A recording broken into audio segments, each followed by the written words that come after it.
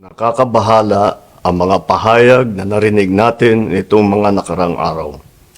Nandyan ang walang pakundangang pagmumura at ang pagbabanta ng planong ipapatay ang ilan sa atin. Kung ganun na lang kadali ang pagplano sa pagpatay ng isang presidente, paano pa kaya ang mga pangkaraniwan na mamamayan? Yang ganyang kriminal na pagtatangka ay hindi dapat pinapalampas. Yan ay aking papalagan.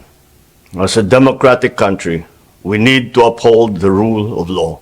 Ako, bilang pinuno ng Executive Department at lahat ng mga nanunungkulan sa pamahalaan ay may sinumpaang tungkulin na tutupdin at pangangalagaan ang konstitusyon at ang ating mga batas. Kaya hindi tama ang pagpigil sa mga halal ng bayan sa paghahanap ng katotohanan. Hindi na sanang hahantong sa ganitong drama kung sasagutin lamang ang mga lehitimong katanungan sa Senado at sa House of Representatives. Ang katotohanan ay hindi dapat itokhang. Tapos na sana ang usapang ito kung tutuparin lamang ang sinumpaang panata na bilang lingkod bayan ay magsabi ng totoo at hindi hahadlangan. Imbis na diretsahang sagot, nililihis pa sa kwentong chicheria.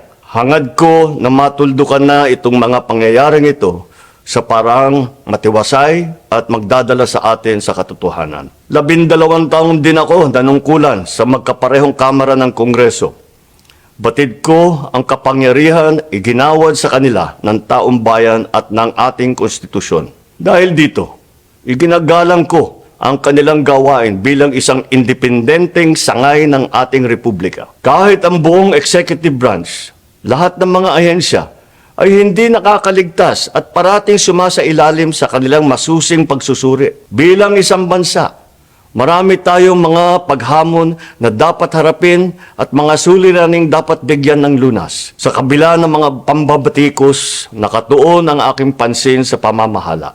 Ngunit, hindi natin ikokompromiso ang rule of law.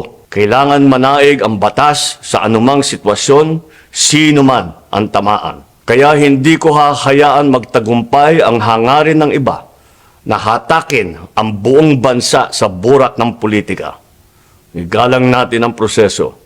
Tuparin natin ang batas. Alalahanin natin ang mandato na pinagkatiwala sa atin ng milyon-milyon na Pilipino. Magtrabaho po tayo sa ikauunlad ng Republika ng Pilipinas at para matamo ang bagong Pilipinas.